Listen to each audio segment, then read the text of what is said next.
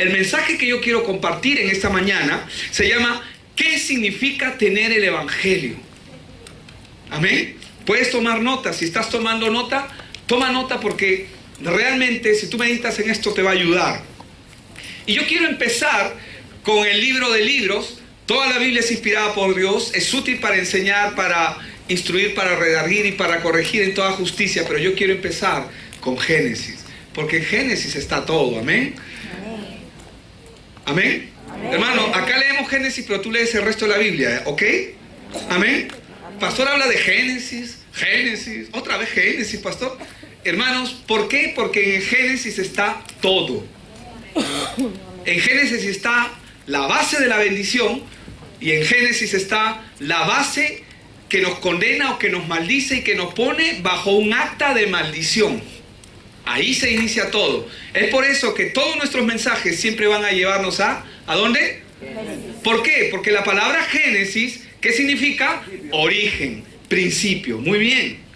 La palabra Génesis significa origen, principio. Y quiero que vayan conmigo al libro de Génesis, capítulo 1. Vamos a leer solamente 2 versos hoy día, que es el verso 27 y el verso 28. Y creó Dios, dice, al hombre. ¿A quién creó a Dios? ¿A quién creó Dios? Que no se te olvide.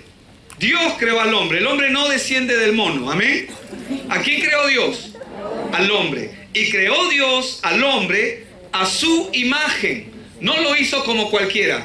Todo lo demás que Dios creó, le habló a la tierra, le habló al mar, le habló a la naturaleza, habló a las cosas. Pero cuando se trató del hombre, se habló a sí mismo. Y la Biblia dice que lo hizo a su imagen y a su semejanza. A imagen de Dios lo creó. ¿Y qué dice? ¿Hizo a Adán solo? No. Varón y hembra los creó. Es decir, hizo a ambos. Amén. Y verso 28 dice, y los bendijo Dios. Esta es la plataforma inicial que el ser humano tenía. Esta es la plataforma cómo empezó todo en la creación del hombre. ¿Qué dice que dijo? Los bendijo Dios. Eso es lo que Dios hizo con el hombre. Cuando lo creó y lo bendijo. Y les dijo, no solamente los bendijo, sino que les dijo, fructificad, ¿y qué más? Llenad la tierra. ¿Y qué más? O sea que la tierra estaba bajo el dominio ¿de quién? ¿De Dios? Del hombre. ¿De quién está la tierra bajo dominio? Y señoread, le dijo, en los peces del mar, en las aves de los cielos y en todas las bestias que se mueven sobre la tierra. ¿Sobre dónde señoreaba el hombre? Sobre toda la creación.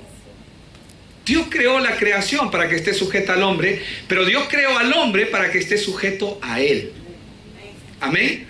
Aquí tenemos 2 textos muy importantes de la palabra de Dios que nos va a permitir conocer mejor el Evangelio.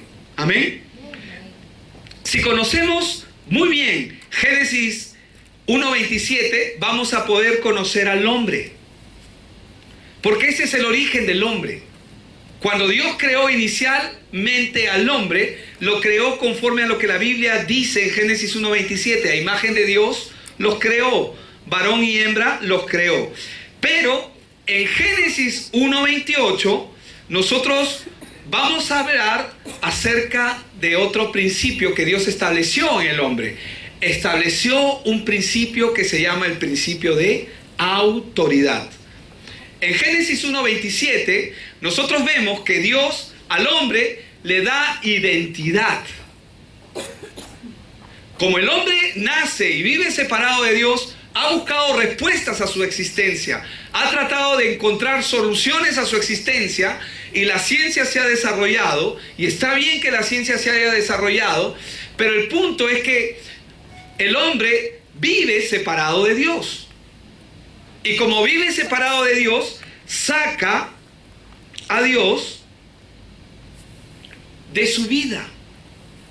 Entonces, ¿qué dice? Que el hombre no desciende de Dios. sino que el hombre desciende del mono y toda la creación desciende del Big Bang, que hay un Australopithecus común que dio origen al homínido, que es el hombre, y dio origen también al mono. Pero eso no es cierto, porque el mono no va a cambiar, no va a ser hombre, y el hombre no va a ser mono, aunque algunos se comportan así, pero es por la caída de la naturaleza del hombre. No estamos hablando, eso pasa a causa del pecado, no es por causa del hombre. Ahora, en Génesis 1:27 nosotros vamos a conocer al hombre, y en el Génesis 1:28 la Biblia nos va a hablar de la cultura. ¿Por qué? Porque el hombre fue creado para someter todas las cosas, pero como el hombre ha vivido sin Dios, ¿qué ha hecho? ¿Ha sometido la tierra? Sí, en parte, porque parte de su naturaleza, y en los diferentes lugares donde el hombre se ha desarrollado, ¿qué es lo que ha ocurrido? Se han desarrollado diferentes etnias, diferentes culturas, diferentes formas de vida, diferentes formas y enfoques de conocer las cosas. Todo desde el ángulo, desde donde ellos han nacido. Por eso es que existen culturas que de alguna manera tienen tendencias hacia una cosa y otras culturas que tienen tendencias hacia otras cosas. Pero para conocer al hombre necesitamos Génesis 1:27, porque la Biblia dice que Dios lo hizo a su imagen y semejanza. Amén. Pero para conocer la cultura necesitamos entender qué cosa significa Génesis 1:28. Hablar del hombre significa hablar del Evangelio. Sí, esto es tan importante que si el Evangelio llega al hombre, la cultura tiene que cambiar. Hermanos, la cultura ha sido afectada, la cultura del hombre en las diferentes etnias de nuestro mundo global, de nuestra orbe, por causa de que el hombre ha vivido sin Dios. Y como ha vivido sin Dios, cada uno se ha desviado por su propio camino y cada uno comenzó a formar culturas, etnias, pensamientos, estilos de vida totalmente distintos. ¿Amén? ¿Me dejo entender? ¿Estamos ahí? ¿Amén? ¿Cuántos están conmigo? Amén. ¿Amén? Gracias, gloria a Dios. ¿Cuántos están con Cristo? Amén. Amén. Así es. Ahora, si el Evangelio restaura al hombre, escúcheme bien, entonces la cultura va a ser restaurada. ¿Por qué? Porque Cristo vino no solamente para traer salvación, porque lo primero que Dios quiere hacer es traer salvación a la vida del hombre, pero lo segundo que Él quiere hacer es la restitución de todas las cosas. ¿Qué quiere hacer Dios? Así es. Cuando el Evangelio entra a la vida de una persona, su cultura comienza a cambiar. ¿Por qué? Porque ya no empieza a ver las cosas como antes las veía, sino tiene que verlas a los ojos del que lo creó. Como inicialmente debió ser, porque por causa del pecado el hombre se desvió. Ahora, por ello, miremos un ejemplo en Europa. El Evangelio, cuando entró a Europa, transformó la cultura. Creció en Alemania, en Holanda, en Suiza, y fue en estos países donde se logró la reforma y la restauración de la iglesia.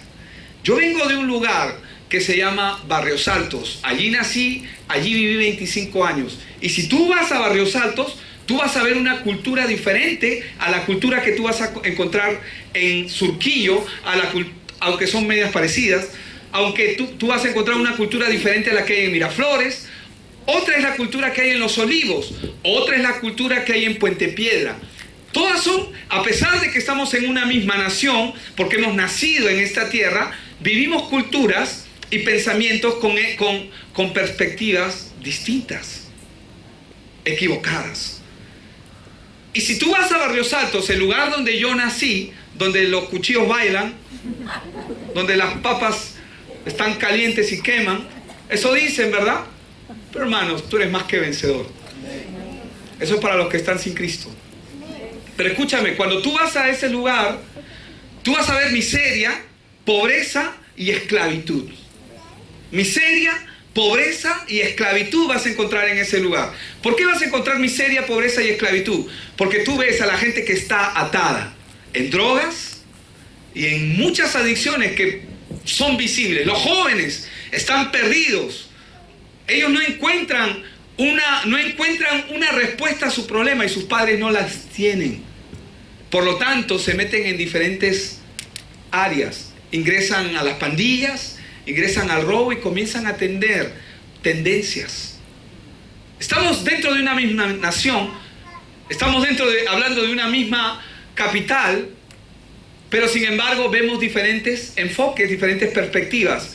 ¿Por qué? Porque cuando el hombre está sin Dios, la cultura del hombre cambia y se deteriora. ¿Me dejo entender? Necesitamos que Cristo, es decir, que el Evangelio entre a nuestra cultura. Porque cuando el Evangelio entra a la cultura de una vida, de una persona, todas las cosas van a ser restauradas. ¿Qué significa tener el Evangelio? Es el mensaje para hoy día. El Evangelio, ¿qué es lo que hace? Guarda y preserva una cultura. ¿El Evangelio qué hace? Hace que una cultura sea mejor.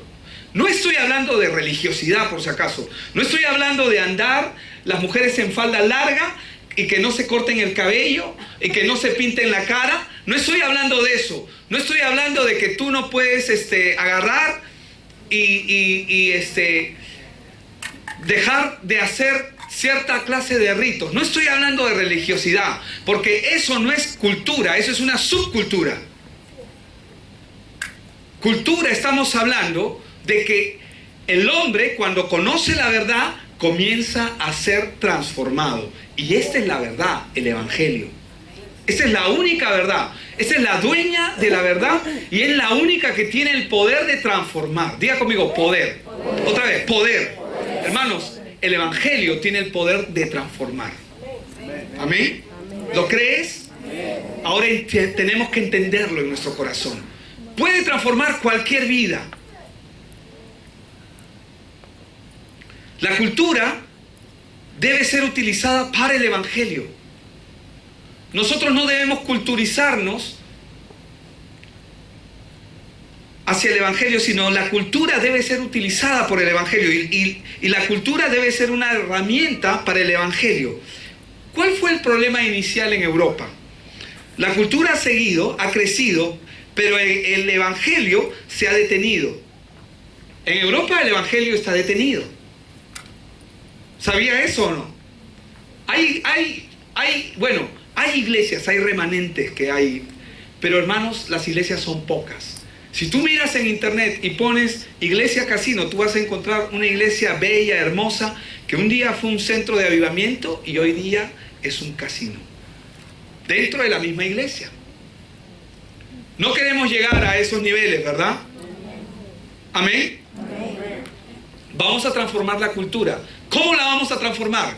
Por medio del Evangelio. ¿Qué significa tener el Evangelio? Ahora, cuando el Evangelio se detiene, donde nació, que fue en Europa, entra la oscuridad. La cultura que no tiene Evangelio, Satanás la corrompe. Y quería llegar a este punto, ¿por qué? Porque quería citar, yo vengo de un lugar que se llama Barrios Altos, donde, hermanos, por muchos años hay atadura. El Señor ya está haciendo su obra ahí. Amén. Lo está haciendo. Y su obra va a ser más que vencedora.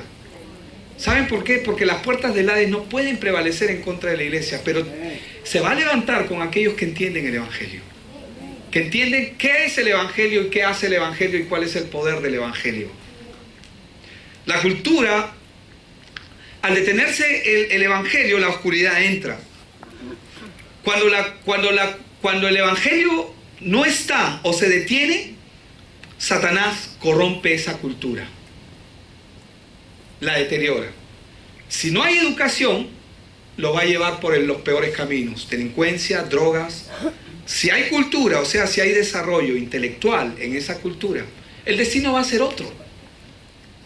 Pero igual se va a corromper, porque se va a ir por las filosofías, se va a ir por el humanismo, pero va a desconocer a Cristo. ¿Por qué? Porque el príncipe de las tinieblas, como la Biblia lo llama, se llama Satanás, y el deseo de él es que el Evangelio no esté claro en nosotros. Es decir, que Cristo no esté en nosotros. Por ello podemos ver, por ejemplo, ¿qué hace el Evangelio? A mí me encanta, disculpen, voy a sonar de repente un poco mal con lo que voy a decir, pero a mí me gusta la cultura gringa, de los americanos. ¿Por qué? Y también de la parte de la europea. ¿Por qué me gusta? Porque, hermanos, ellos han logrado desarrollar música, ellos han logrado desarrollar arte, talento. El hombre se ha desarrollado a un nivel increíble. ¿Y saben gracias a qué? Al Evangelio. Porque ellos, esta nación americana, nación que se inicia con protestantes, se inicia con cristianos, con creyentes nacidos de nuevo que entendieron el Evangelio. Y ellos no tenían problema de ir a un lugar o a otro lugar. Ellos estaban huyendo, pero el lugar donde ellos iban a estar, no importa dónde yo esté, yo soy bendito. Ellos entendían, yo soy bendito. Y el lugar donde yo esté, ese lugar va a ser bendecido. Y Estados Unidos, por muchos años, fue una tierra muy bendecida y bendita. Y aún tienen parte de los resultados de ese Evangelio, gracias a que había gente que entendía el Evangelio. Amén. ¿Tú entiendes que donde tú vas, tú eres bendito? Hermanos, no es el lugar, no es las circunstancias, no es tu casa, no es tu barrio, no es la localidad. Si tú estás en Cristo, tú eres bendito. Y todo lo que tú hagas va a prosperar. ¿Empezaste un segundo negocio? Prepárate que lo bueno está por venir. Amén. ¿Empiezas una nueva idea? Prepárate porque lo mejor está por venir. Pero entiende el Evangelio, porque tú eres de bendición. Y Dios, ¿por qué te va a bendecir? Porque Él quiere dar a conocer su nombre. Dios quiere dar a conocer su nombre. Siempre tú vas a encontrar en la Escritura, en la palabra de Dios, que Dios quiere darse a conocer. Amén. Ahora, mientras menos claro es el Evangelio en un lugar, más aparecen otras cosas que se van a parecer al Evangelio. ¿Qué es lo que pasa? La Biblia dice que la semilla es sembrada. Jesús el Señor lo explicó, ¿verdad? Y cuando la semilla es sembrada, el enemigo, la Biblia dice que anda como león rugiente buscando a qué devorar. ¿Qué va a devorar? Satanás.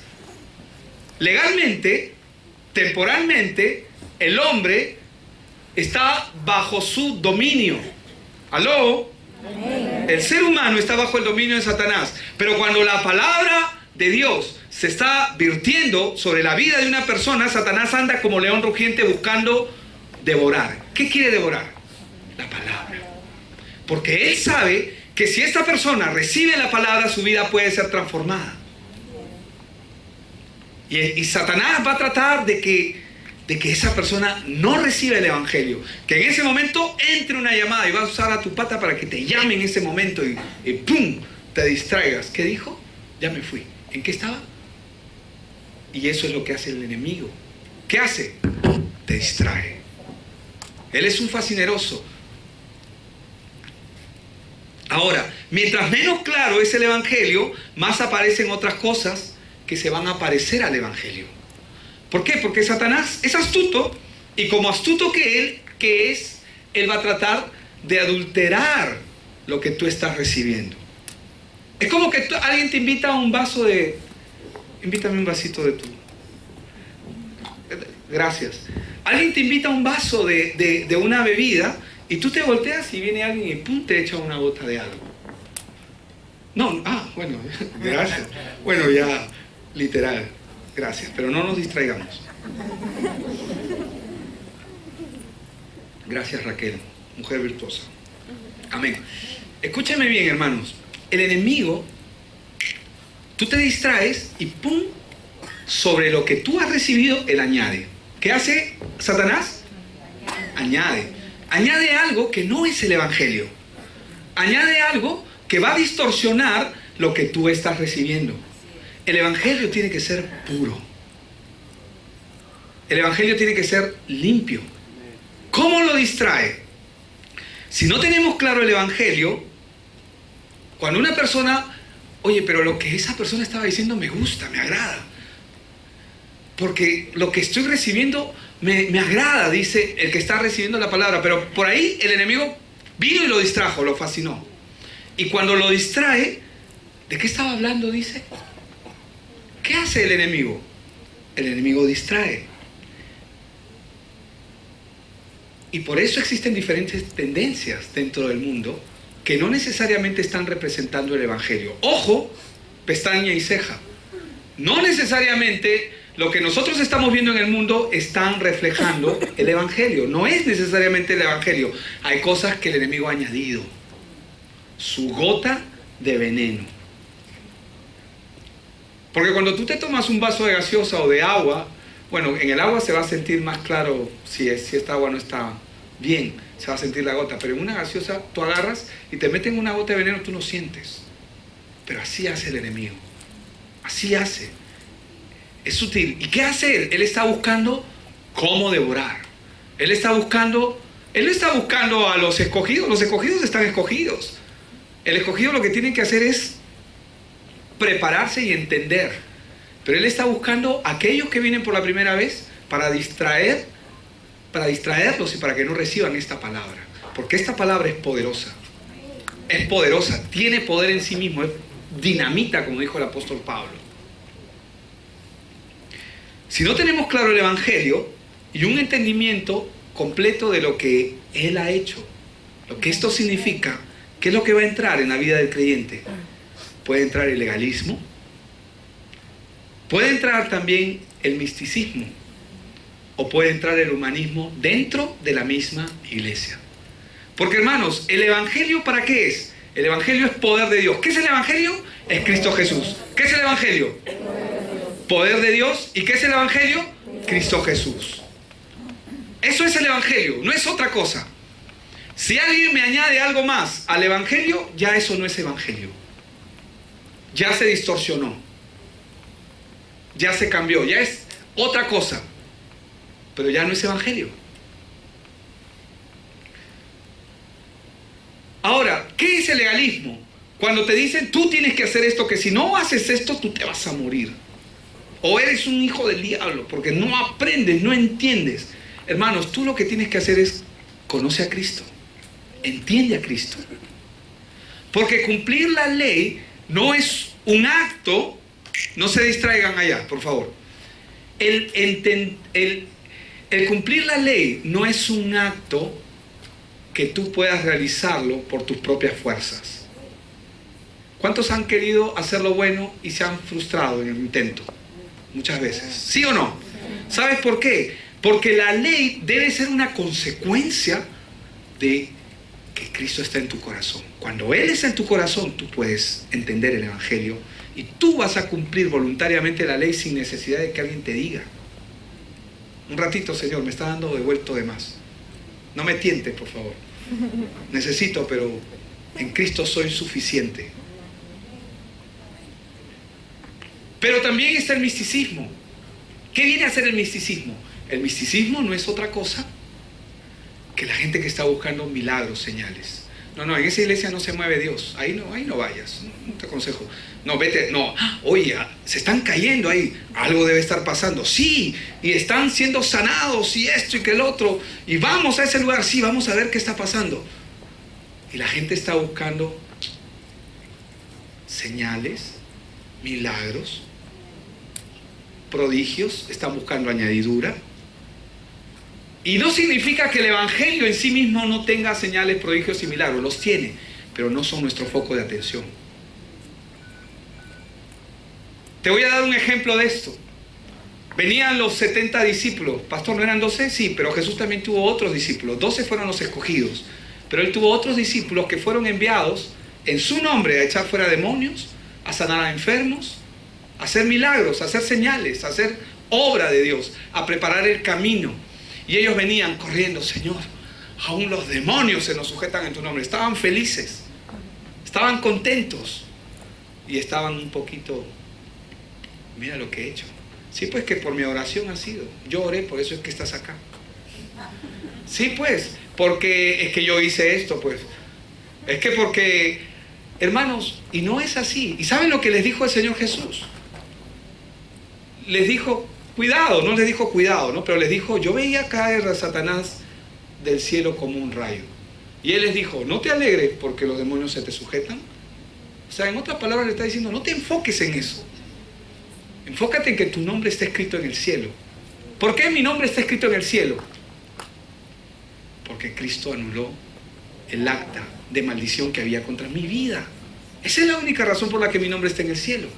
Porque Él hizo su obra poderosa, lavó mis pecados, murió por mí y resucitó para mostrarme que en el día venidero, cuando Él venga y cuando llame, como la Biblia lo expresa en 1 Corintios 15, yo también voy a resucitar con Él. Y tú también, amén, amén, tú también vas a resucitar. Pero Él le dijo, no te enfoques en eso. Pero Señor, es que chévere, mira los demonios, y hasta te hablan y te dicen, no te enfoques en eso. Enfócate en lo que es verdadero, en la palabra, enfócate en Cristo. Enfócate en revolucionar esta cultura por medio del Evangelio. Enfoquémonos en cambiar nuestro contexto. Enfoquémonos en cambiar nuestro círculo de influencia. No nosotros, sino Cristo en nosotros. Pero si tú tienes claro que Cristo está en ti, tú te vas a dar cuenta que cuando alguien se te cruza no es casualidad. Señor, ¿qué quieres tú hacer? ¿Para qué me has traído a mí? Señor, cruza conmigo a los que van a recibir salvos y dame palabra. Como oraron los discípulos, danos de nuevo valentía para hablar lo que tú has hecho en mi vida. Y tú vas a ver que la gente se te va a cruzar y que no son casualidad. Ay, pastor, es que estoy enfermo. De repente querrá que le prediques al médico o a un paciente que está al costado. Porque ¿a quién va a llevar el Señor? ¿A quién va a llevar? A ti te tiene que llevar, a mí me tiene que llevar. ¿A quién va a llevar? Al que tiene la verdad, al que tiene el Evangelio en su corazón, al que tiene la claridad de las cosas. Porque no puede usar a un impío. Si nosotros miramos la vida de Cornelio, Cornelio era un impío, hombre de buenas obras, hacía muchas cosas buenas. Sus ofrendas eran tan agradables que subieron con olor grato a la presencia de Dios. ¿Y saben lo que Dios hizo? Le envió a alguien que tenía el Evangelio. Le envió a Pedro. Pero si él tuvo un sueño, Dios le habló. Pero tenía que venir Pedro a predicarle. ¿Qué tenía que venir Pedro a predicarle? Pedro tenía que decirle el Evangelio. Tenía que comunicarle a Cristo. ¿Qué hizo Felipe con el etíope? ¿Entiendes lo que lees? ¿Cómo entenderé si no hay quien me diga, no hay quien me explique? En Hechos de los Apóstoles. ¿Qué hizo Dios? Dios sabía que este hombre estaba interesado. ¿Y a quién envió? Envió a Felipe. Lo acercó a Felipe y Felipe le dijo, ¿entiendes lo que lees? Y desde el principio le comenzó a contar. ¿Qué le habló? ¿Qué le predicó? Le predicó a Cristo. Él no predicó a María, porque María en ese momento todavía estaba viva y no tiene nada que ver. Él no le predicó no le predicó lo que pasa es que yo cuando estaba ahí y estaba en el campo y el Señor hizo milagros a través de mí. No. Él habló lo que tenía que hablar. Cristo y punto. Nada más. Cristo. ¿Qué tenía que hablar? ¿Qué es hablar del Evangelio? Cuando hablamos del Evangelio, ¿de quién hablamos? De Cristo, nada más. No tenemos que hacer otra cosa. Y el Señor se va a encargar de hacer la obra en el corazón de esa persona. Amén. Ahora, todas estas cosas, el misticismo, el humanismo, el legalismo, siguen al Evangelio, pero no son el enfoque del Evangelio. Porque no podemos recibir salvación por cumplir la ley. ¿Sabes por qué? Porque ni tú ni yo podemos cumplirla. Entonces el legalismo no funciona para alcanzar la ley. No podemos alcanzar la salvación con el misticismo. ¿Por qué? Porque hay mucha gente que viene a Cristo solamente para ser sanadas. ¿Y después dónde están? Se van. Una vez que Cristo soluciona sus problemas, ¿dónde están? ¿Los ves acá? No están. ¿Sabes por qué no están? Porque el enemigo los ha desviado. ¿Y por qué no pueden entenderlo? Porque solamente buscaron las señales. Como mucha gente. Jesús, ¿a quién le predicaba? Más de 6,000 personas, 15,000 dicen entre hombres y mujeres y niños. Pero ¿cuántos fueron los escogidos? Fueron 12. ¿Cuántos recibieron el Pentecostés? 120. ¿Cuántos fueron testigos de su partida? Más de 500. ¿Pero por qué el Señor hacía esto? Porque una cosa es recibir algo de Dios y otra cosa es recibir al Dios que produce todo lo que tú necesitas. Mucha gente viene aquí solamente para recibir algo de Dios, pero tú necesitas recibir a Cristo, es decir, al Dios que produce todo. Cuando nosotros entendemos eso, ¿qué va a ocurrir con nuestras vidas? Nosotros nos vamos a volver cristocéntricos. No vamos a decir, pastor, ora por mí. ¿Cómo? ¿No entiendes tu salvación? ¿No sabes lo que Cristo ha hecho por ti? Mira, no tengo que orar por ti, lo que tengo que explicarte es otra vez qué hizo Cristo por ti. Y te voy a explicar, mira, esto hizo Cristo por ti, paso a paso hasta que entienda. Porque si no entiende va a sufrir y como no entiende, sufre. Ahora, la persona que cae en estas cosas, cuando no tiene claro el Evangelio en su corazón, se convierte en un esclavo. Miremos nuestra cultura cómo está atrapada y esclava. Es justamente porque no tiene el Evangelio claro. Cuando el Evangelio no está en un lugar, hay esclavitud. Aún en la iglesia puede haber esclavitud. ¿Qué, pastor? Sí, aquí en la iglesia, en la casa del Señor. Hay esclavitud en los que no entienden. ¿Aló? Amén. Amén. Las personas que caen en el legalismo, el misticismo y el humanismo siguen siendo esclavas porque no han entendido a Cristo. No negamos que Dios haga obras, señales, prodigios, milagros, que Dios siga sanando. No negamos que Dios no nos haga cumplir su ley, porque como consecuencia de creer en Dios vamos a amarle y por lo tanto vamos a cumplir sus mandamientos y vamos a hacer buenas obras, pero eso no nos lleva, eso es solamente la añadidura. Eso no es el foco que Cristo tiene. Cristo quiere que tú le conozcas a Él. Él quiere darse a conocer. ¿Amén? Amén. El enemigo quiere que el hombre esté luchando por sí mismo y que se meta en estas cosas. Es como lo que pasa en un instante. Tú estás con tu vaso de gaseosa, oye, ¿qué es eso? Volteas y alguien te echó una gota de veneno. ¿Qué pasó? Añadió.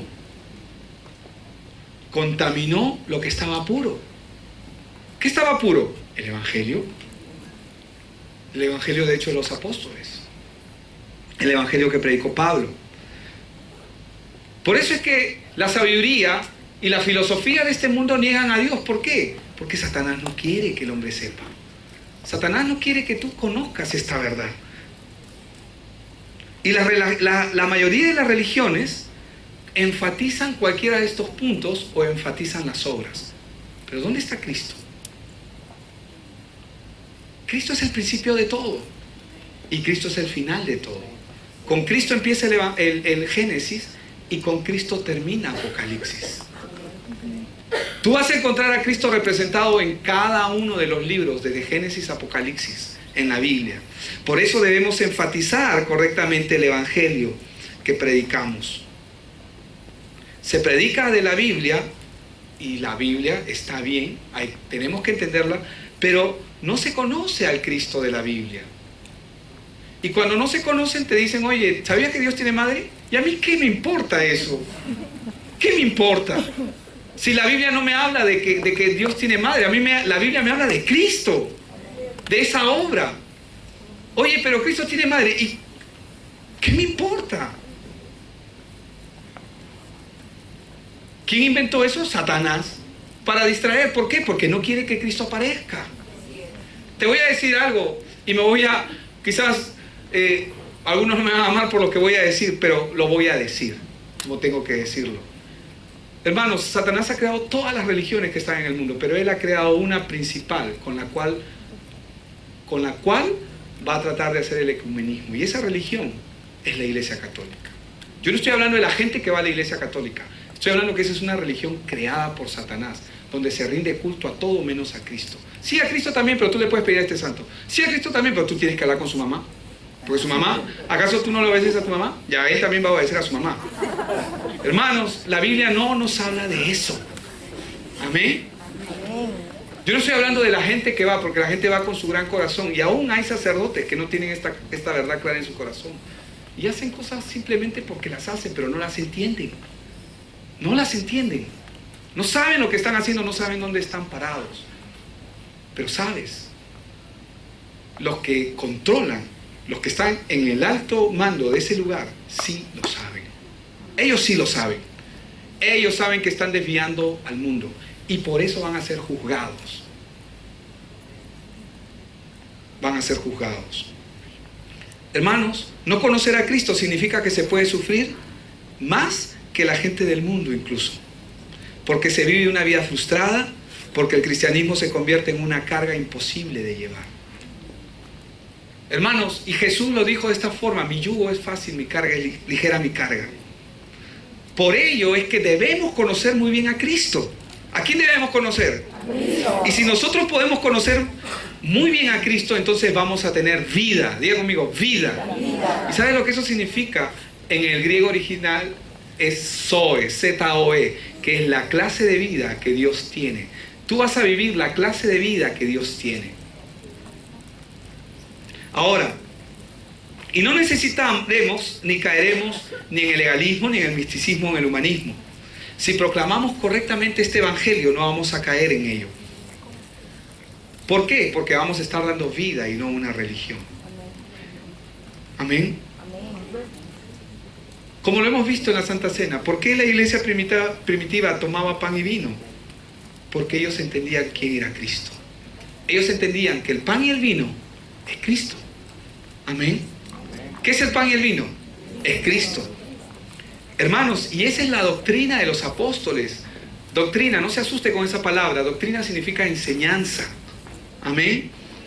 Y la enseñanza que ellos tenían es y era el evangelio de Cristo. Amén. Es el evangelio de Cristo. Ahora, si el evangelio se oscurece en un lugar, es decir, si el evangelio se contamina, ¿se puede oscurecer el evangelio? Sí. ¿Cómo, pastor? Cuando se mezcla. Cuando tú mezclas un vaso de agua con una gota de veneno, ¿es saludable esa agua? ¿Te la puedes tomar? ¿Qué va a pasar si te la tomas? O te mueres o te hace daño, ¿verdad? Y eso es lo que hace Satanás en este tiempo. Es por eso que la iglesia primitiva hacía las cosas de una manera correcta. ¿Qué era lo correcto? Cristo. ¿Qué era lo correcto? Cristo. Hermanos, solamente a partir del siglo III con Constantino es que aparece María en escena. Antes era Cristo, Cristo, Cristo, siempre Cristo. ¿Y saben por qué aparece María en escena? Porque necesitaban justificar el culto a Diana de los efesios. Y como Constantino era un politólogo y él lo que quería era unificar a la nación, necesitaba unir a la nación con un mismo parecer, una misma creencia. Diana no encajaba. ¿Y qué hicieron? Vamos a decir que Diana es la mamá de Isis, en este caso de Cristo.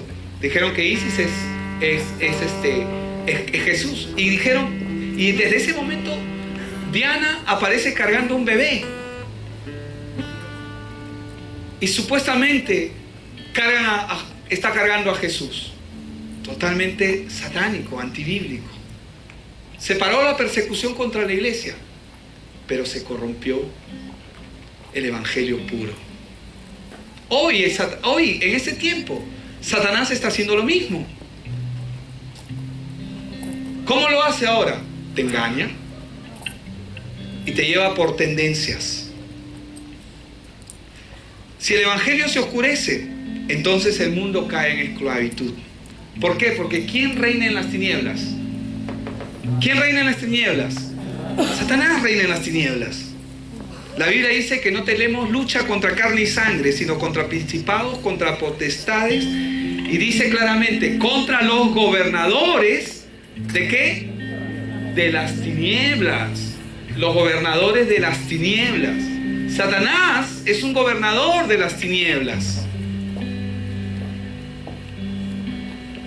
Colosenses 1:13 dice que Cristo nos ha librado de la potestad. La palabra potestad significa poder, dominio, autoridad. ¿Qué significa potestad? Poder, dominio, autoridad. Gobierno también significa. Dice que Jesús nos ha librado, Colosenses 1:3, del poder, del dominio, de la autoridad, del gobierno que Satanás ejercía sobre nosotros. y dice que nos ha trasladado al reino. ¿De quién? De su Hijo amado. ¿Dónde estás parado hoy día? Si estás en Cristo, tú eres parte del reino de la luz. Amén. Amén. Pero ¿qué significa tener claro el Evangelio en nuestro corazón? El hombre fue creado a la imagen de Dios. Génesis 1:27. Varón y hembra los creó, ¿verdad?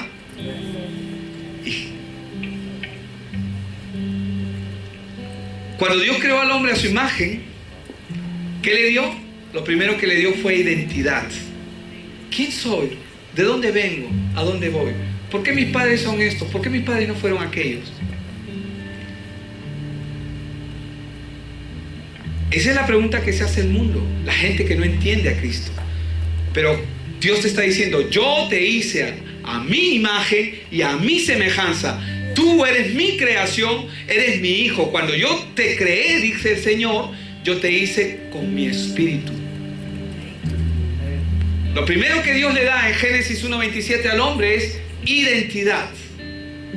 Y lo segundo que le da en Génesis 1:28 es autoridad. Amén. Le dio autoridad. ¿Qué significa eso? El hombre fue bendecido, ¿sí o no? Fue creado bajo una plataforma de bendición. Pero ¿cuál es el problema actual del hombre? Es que el pecado, Adán y Eva pecaron, y el pecado trajo como consecuencia muerte. Diga conmigo, muerte. ¿Qué es la muerte espiritual? Es la separación de Dios con el hombre. Esta separación espiritual del hombre con Dios, ahora al hombre lo hace espiritualmente huérfano de Dios y lo hace hijo espiritual de Satanás. ¿Qué, pastor? Así está toda persona que está sin Cristo en su vida. Lo crea o no lo crea esa persona es un hijo espiritual del dominio que tiene este mundo, Satanás, que es temporal. Es temporal.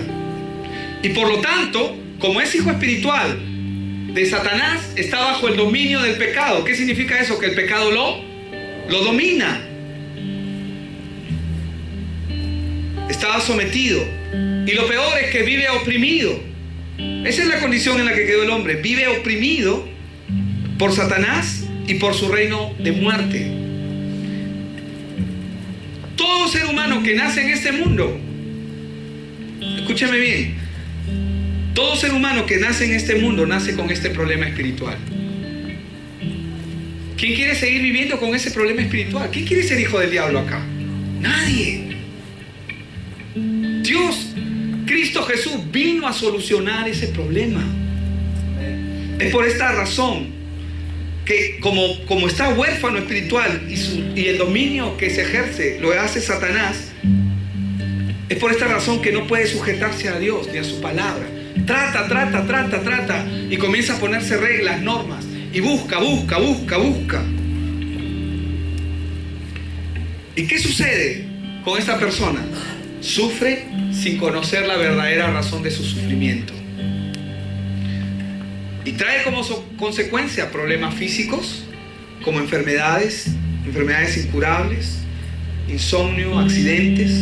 Pero también aparecen otro tipo de enfermedades que son mentales, que tienen que ver con el carácter y la persona misma, como el enojo, la ansiedad, las pesadillas, las locuras, los terrores, los miedos, los problemas familiares, la obsesión. Hermanos, Satanás se ha encargado de mantener esto oculto para que el hombre no vea la solución a su problema. Las personas creadas a la imagen de Dios solo son felices cuando caminan con Dios. Igual, así ha sido hecha la creación. ¿Los peces dónde son felices? ¿En la tierra? No, en el mar, en el agua. ¿Las aves dónde son felices? En los cielos. Y los árboles en la tierra, las bestias en el campo. Así el hombre es feliz cuando se encuentra con su Creador. Porque de ahí provenimos y esa es nuestra fuente. Di conmigo, mi fuente. Este es el plan maravilloso de Dios.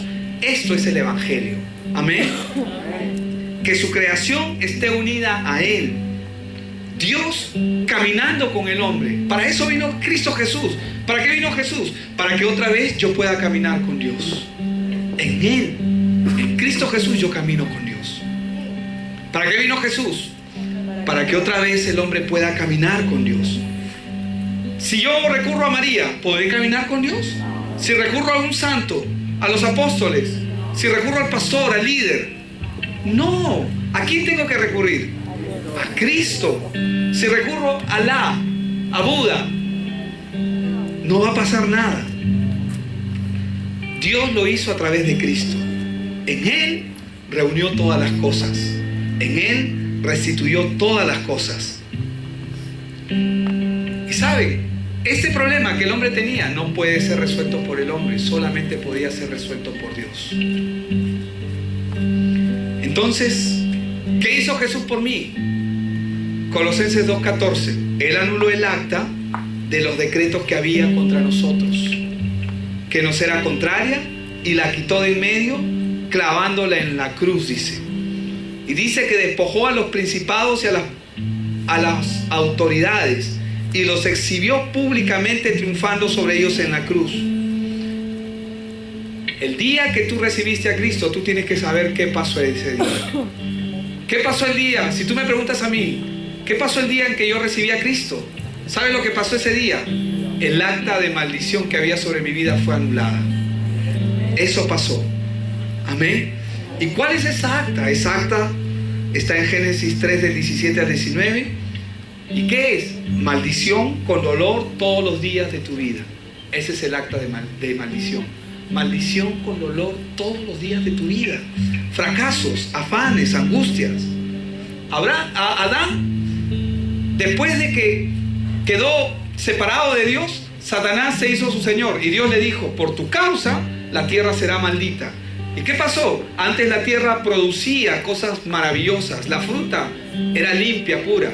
Ahora Adán quería naranjas, y antes de las naranjas sacaba espinos y cardos. ¿Y cuántos saben que los espinos y cardos hay que sacarlos porque si no matan el fruto, destruyen el fruto? Todos los días de tu vida, maldición. Pero no es porque Dios maldijo la tierra. Dios no maldijo, sino que la tierra entró a un nuevo señorío, a una nueva potestad espiritual. Y Cristo quiere sacarte de esa posición y ponerte a la posición que Él ha determinado en Cristo. Por eso es que acá no predicamos otro nombre que no sea el de Cristo, porque Él es el único que venció. Él es el único, como dice acá en su palabra, dice: Él los exhibió públicamente. ¿A quién exhibió? A las autoridades y a las potestades de las tinieblas. Los exhibió, y dice que triunfó sobre ellos en la cruz. ¿Y qué es lo que Él quiere hacer? Quiere salvarnos. Quiere que tú te conozcas. La salvación significa ser libre. Diga conmigo: ser libre. ¿Ser libre de qué? Del poder de Satanás. Que lo creas o no, se ejerce sobre la vida de la gente que no tiene a Dios en su vida. ¿Ser libre de qué? Del dominio también que Satanás ejerce. Salvación significa también salir del pecado, porque Dios ya no tiene comunión con el pecado. Y en Cristo yo estoy limpio. Tú estás limpio. ¿Es eso lo que Dios quiere hacer? Amén. Vamos a Mateo 25:41, y con ese verso vamos a terminar. Esto es lo que va a ocurrir en el futuro. Entonces, dice la palabra, dirá también a los de la izquierda. 25:41 de Mateo. Entonces dirá también a los de la izquierda. Estamos hablando del gran día, del juicio final. Dice: apartaos de mí, malditos, al fuego eterno preparado para el diablo y sus ángeles. ¿A quién le está diciendo eso? A los que no están en Cristo. Porque Dios envió una provisión para tu salvación, y esa provisión es Cristo Jesús. Cristo Jesús es el Evangelio. Amén. Entonces, ¿qué significa tener el Evangelio? en nuestro corazón significa tener a Cristo Jesús.